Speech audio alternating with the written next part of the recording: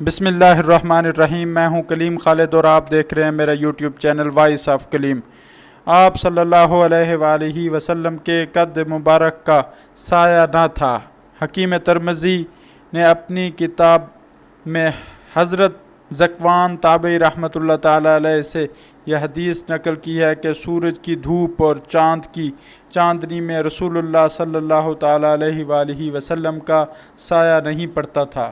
امام ابن سبعی رحمۃ اللہ تعالیٰ علیہ کا قول ہے کہ یہ آپ صلی اللہ تعالیٰ علیہ وآلہ وسلم کے خصائص میں سے ہے کہ آپ صلی اللہ تعالیٰ علیہ وآلہ وسلم کا سایہ زمین پر نہیں پڑتا تھا اور آپ نور تھے، اس لیے جب آپ دھوپ یا چاندنی میں چلتے تو آپ کا سایہ نظر نہ آتا تھا۔ اور بعض کا قول ہے کہ اس کی شاہد وہ حدیث ہے جس میں آپ کی اس دعا کا ذکر ہے کہ آپ نے یہ دعا مانگی کہ خداوند تو میرے تمام اعضاء کو نور بنا دے، اور آپ صلی اللہ تعالیٰ علیہ وآلہ وسلم نے اپنی اس دعا کو اس قول پر ختم فرمایا کہ یعنی یا اللہ تو مجھ کو سراپا نور بنا دے۔ ظاہر ہے کہ جب آپ سراپا نور تھے تو پھر آپ کا سایہ کہاں سے پڑتا۔